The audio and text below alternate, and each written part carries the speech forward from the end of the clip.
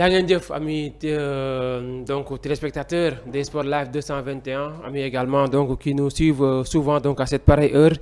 si la kon moo concerné donc cette grande émission des Sports Live 221 comme ni ñu koy defee rek tous les jours tey également ñu amati mbégte kontaante ñëw donc toog fii si plateau bi fas yéene partage ak yéen quelques des informations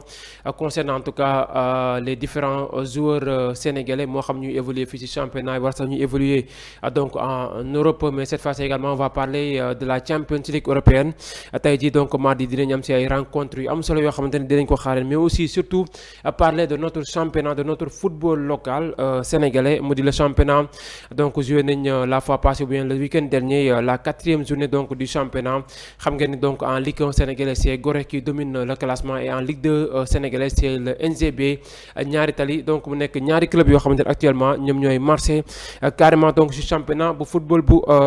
Sénégal mais aussi parler de l'affaire Idrissa Gana Gueye xam ngeen ne nag ni ki démb si problème bi nga xamante ne amoon na ko avec son coéquipier Keane mu nekk nag benn geste boo xamante ni def na ko mu jural ko benn carton rouge et heureusement donc à la fin de cette rencontre contre Man United Everton moo mujjee remporté donc cette belle affiche donc concernant ce duel dinañ si ñëw également si nu mu gën a yaatoo concernant l'actualité de Idrissa Gana Gueye mais aussi aborder la Coupe d'Afrique des Nations avec la sélection du Botswana qui a publié en tout cas sa pré-liste donc boo xamante ni génn nañ ko à travers leur sélectionneur dinañ si ñëwaat aussi si nu mu gën a yaatoo concernant la Coupe d'Afrique des Nations donc li mooy les différents points yoo xamante ni dinañ ko aborder concernant émission bi la kon des Sports Live 221 tey mardi 25 novembre 2025 comme ni ñu ko waxee si lañ ko fas yéene tàmbale suñu premier point nous allons donc parler de notre football local mu di le championnat Ligue 1 sénégalaise ak Gorée qui enchaîne Gorée après son premier match nul 0-0 à Rufisque contre Teungueth Football Club Gorée de Ali Mal qui enchaîne 3 victoires d'affilée donc 4e journée clôturée ce week-end donc Gorée qui a un match nul et 3 victoires d'affilée mu nekk en tout cas un bon début de saison boo xamante ni Gorée mi ngi koy réalisé donc ci ce championnat local déjà mu nekk dernière victoire boo xamante ni ñoom les insulaires donc de l'US Gorée am nañ ko ci championnat bu football bu local c'était donc lors de la dernière journée avec donc 2 coups francs yoo xamante ni marqué par l'inévitable le capitaine Ousmane Meng passé également par Jaraaf après des piges donc en Europe donc mu def son retour au Sénégal donc dem engagé wu carrément ak club bi nga xamante ne moo ko révélé mu di l'Union sportive de Gorée donc depuis pratiquement des saisons mi ngi fa di amal 16 saisons d'affilée avec les Bleus Blancs de l'US Gorée donc la fois passée mu jot remarqué donc deux sublimes coups francs yoo xamante ni 2 buts sublimes en tout cas sur coups francs yoo xamante ni marqué na ko moom l'attaquant de l'US Gorée donc boo xamante ni marqué na ko donc en championnat mu nekk en tout cas jour boo xamante ni déjà mi ngi commencé di montrer tout son talent avec l'US Gorée pour le moment donc mi ngi 62 réalisations puisque donc la semaine passée si lañ doon donc fêté 60 buts yoo xamante ni marqué na ko avec Gorée donc son doublé la fois passée donc en championnat moo tax jamono ji moom Ousmane Meng mi ngi si 62 buts marqués sous les couleurs de l'US Gorée moom le capitaine emblématique boo xamante ni moo nekk foofee contre l'US Gorée déjà mu nekk un bon joueur boo xamante ni un joueur technique parfaitement technique déjà mu nekk koo xamante ni déjà ñëpp ñi ngi koy bàyyi xel ci saison yoo xamante ni jot na ko fi def jot na fi passer également des piges avec l'équipe médinoise le Jaraaf de Dakar après également mu jot a voyager ñëwaat donc pour se relancer et pourquoi pas également clôturer en beauté son parcours professionnel avec son club de cœur qui est l'US Gorée boo xamante ni Ali Mal cette saison joue sa 2e année donc en tout cas sur le banc de l'US Gorée daaw moo nekkoon première saison mu terminé 2e à 3 points de retard sur le Jaraaf bi nekkoon donc champion du Sénégal donc Gorée boo xamante ni daaw à pareille situation ba ñuy toll daaw si 4 journées yu championnat bu 2024-2025 Gorée mi ngi si amoon 3 victoires benn défaite seule défaite bu mu si amoon si 4 matchs yu mu jot a tàmbali woon c'était contre Walidane de Thiès à domicile 3 buts à 2 la ko club Thiès waa bi donc gagné woon tey jii mi ngi si 4 matchs 3 victoires, benn match nul. Donc Ali Mal réalise pour le moment sa plus belle saison, ou bien donc son plus bon début de saison avec l'US Gorée. Même bu fekkoon ne daaw aussi joué na phase aller ba mu jeex benn défaite la amoon moo nekkoon contre Walidane bi, sinon le reste yëpp Gorée amu si woon défaite ba ni mu entamé la seconde partie am un revers contre AGEL de Rufisque par 1-0 mu nekkoon 14e journée donc lors de la dernière édition mu nekkoon défaite boo xamante ne amoon na ko mu nekkoon 14 matchs 2 défaites. Première bi mi ngi ko amoon contre Walidane beneen bi mi ngi ko amoon donc si début entame donc phase retour bi contre AGEL de Rufisque par 1-0 donc ren ji aussi mën nañ xaaral tamit Gorée amaat même début de saison bu mu defoon daaw jouer une phase aller ba mu jeex am benn défaite kese ren ji tàmbali na ko 4 journées 3 victoires benn match nul c'était contre donc l'équipe du Aller Rio bu nekk Tëngéej bu actuellement donc entraîné par Malick Daf ñu defoon un très bon match de 0-0 à la fois passée c'était donc lors de la première journée après ñu enchaîné 3 victoires gagné fi Guédiawaye FC par 1-0 gagné fi Dakar Sacré-Cœur par 4-0 déjà Gorée revenir également si dernière journée donc bi passé également amaat victoire de 2-0 donc au stade de Mawade Wade contre la Linguère de Saint-Louis. Donc pour dire qu'également jusqu'à présent Gorée de Samba Mballo, l'international sénégalais, le portier, ñu ngi si 0 but encaissé, 4 matchs joués, 0 but encaissé, donc 4 clean sheets. Donc en tout cas Gorée est bien parti en tout cas pour prendre sa revanche cette saison et battre tous les records de ce championnat de Ligue 1 sénégalais du côté de l'équipe du président Maître Augustin Senghor. Après également cette belle victoire boo xamante ni Gorée defoon na ko concernant ce championnat de Ligue 1 sénégalaise am tamit yeneen si ay équipe yoo xamante ni ñoom it jot nañoo montré seen valeur ci saison bi kon ñu nekk moo concerné Ligue 1 bu Sénégal déjà kon dañ leen jox rek très rapidement li nga xamante ne moo nekkoon les résultats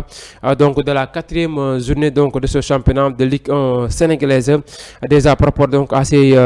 résultats ñu déjà tàmbali ko ak li nga xamante ne moo concerné le match nul entre le Jaraaf de Dakar et le Walidane FC. Donc pour le moment c'est compliqué en tout cas pour l'équipe championne du Sénégal mu di le Jaraaf de Dakar entraîné par Souleymane Diallo. Ñoom depuis 4 matchs déjà l'équipe peine à avoir un succès pour relancer sa saison. Déjà ñu ngi ci 2 matchs nuls et 2 défaites. En tout cas mënoon nañ xaar lépp sauf début de saison bi lekkoon bu Jaraaf def malgré donc ses recrutements. Il y a aussi Boubacar Fall, le portier ancien gardien de but donc de l'AS Saint-Étienne en France. Moom donc bi passé contre Walidane à Thiès au Stade Lat Dior si le joué donc son tout premier match donc mu nekk sa toute première titularisation avec l'équipe médinoise. Et jusqu'à présent malheureusement après un but de Malick Ndoye Bëñ bi nekkoon donc avec Teungueth FC ren ji donc la ñëw rejoindre l'équipe médinoise moom moo njëkk a dugal donc si match boobu donc contre Walidane de Thiès. Malheureusement après Jaraaf qui encaisse un but également des Thiessois et également deuxième penalty raté depuis le début de la saison. Le premier penalty manqué c'était avec Fallou Fall. Après si lañ gis donc le joueur Mbaye Ndiaye bi nekkoon donc Dakar Sacré-Cœur marqué donc sur penalty. Mbaye Ndiaye lui-même bi passé moom moo raté contre Walidane de Thiès alors que le score c'était de 1 but partout. Donc bu marqué woon ce penalty là donc Jaraaf dalay remporter son premier match donc de la saison. Mais jusqu'à présent Jaraaf se recherche, mais bon c'est un grand club entraîné également par un grand coach qui est Souleymane Diallo qui a fait ses preuves au Sénégal en tout cas avec l'équipe nationale féminine U20 du Sénégal, entraîné également par l'Union sportive de Wakam passé na fa, jaar na également avec Teungueth Football Club. Donc mu nekk club coach boo xamante ni kenn dootu ko présenté ci championnat bu football bu Sénégal moom Souleymane Diallo. D'autres résultats également de la 4e journée bokk na ci le match nul entre Pikine et le Stade de Mbour, c'était donc au Stade Alassane Djigo. Donc les deux équipes ont fait match nul 0 but partout mu nekk donc nul vierge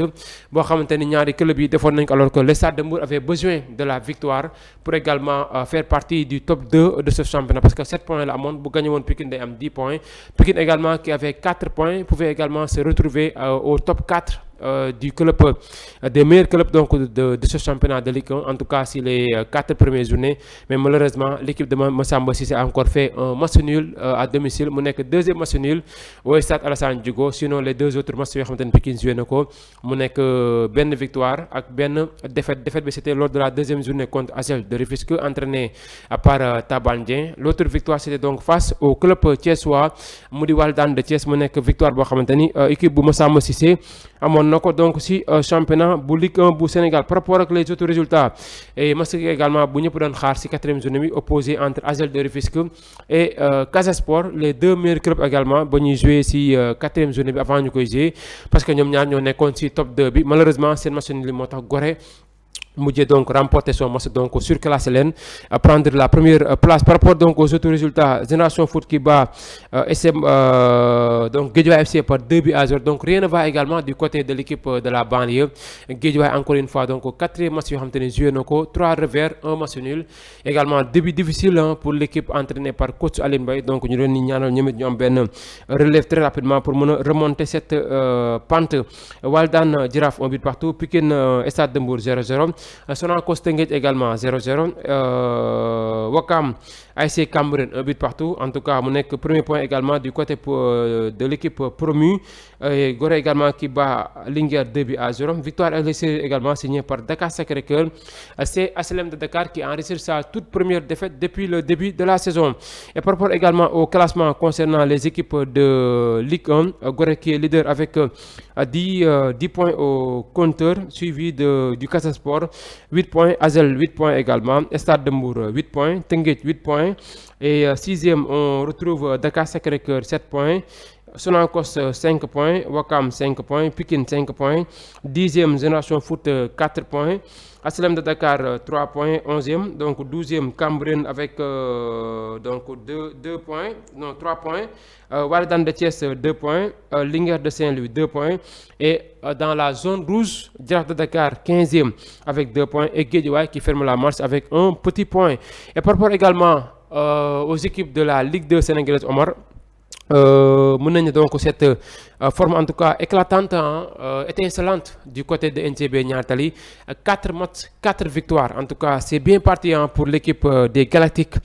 nouvelle galerie bleue donc de Niary Tally. Mu nekk équipe boo xamante ni déjà mi ngi marché bu baax a baax ci championnat bi. Mu nekk match boo xamante ni defoon nañ ko seen première journée, gagné woon par 2-1. C'était donc devant Jamono Fatick par 2-1 la woon. Mu nekk match boo xamante ni Mansour Ciss di ses capitaines moom moo leen joxoon donc cette victoire. Et par rapport également au résultat de la Ligue 2 sénégalaise, après le succès 2-1 de NGB Niary Tally devant AS Kaffrine, donc qui conforte sa première place. Il y a aussi Bambey et Oslo qui font match nul 0-0. SMA FC Ndiambour c'est 1 but partout. 1 but partout également entre Teranga FC et Port Autonome de Dakar. Teranga moo tuddoon donc Lusitana, donc ñu changé seen tur tuddee ko Teranga Sporting Club. Match nul également 2 buts partout entre Thiès FC et Guelwaar de Fatick, entraîné par Lamine Diagne, l'ancien de l'AS Pikine. AS Douanes accroché également à domicile par Ndiambour de Louga 0-0. Seule victoire à l'extérieur signée samedi par NGB Niary Tally, c'est Kaffrine. Mais le dimanche, Jamono Fatick également est allé battre Amitié FC par 2-0. mu nekk victoire également à l'extérieur boo xamante ni Jamono Fatick signé nañ ko si 4e journée bi. Match nul entre AS Saloum et Dakar Université. En tout cas par rapport ak 4e journée bu Ligue 2, donc seules 2 victoires lañ enregistré, yeneen yëpp ay match nul la. Donc match nul yi ñu ëpp donc si li nga xamante ni moom moo concerné la Ligue 2 sénégalaise. Et au classement, NGB qui est leader avec 12 points au compteur, suivi de Teranga SC donc qui a 7 points, donc qui suivi également par Guelwaar donc qui a 5 points. Donc moom moo nekk 3e Guelwaar. Et en bas du tableau on retrouve équipe bi la kon di Ndiambour moo nekk de 15e am 2 points. Amitié FC donc mooy 16e am 2 points. En tout cas li moo nekkoon tout ce qu'on pouvait dire concernant le football local sénégalais. Et à présent nous allons clôturer ce chapitre pour ouvrir en tout cas d'autres chapitres concernant le football européen, l'actualité des Lions, mais aussi la Ligue européenne des champions.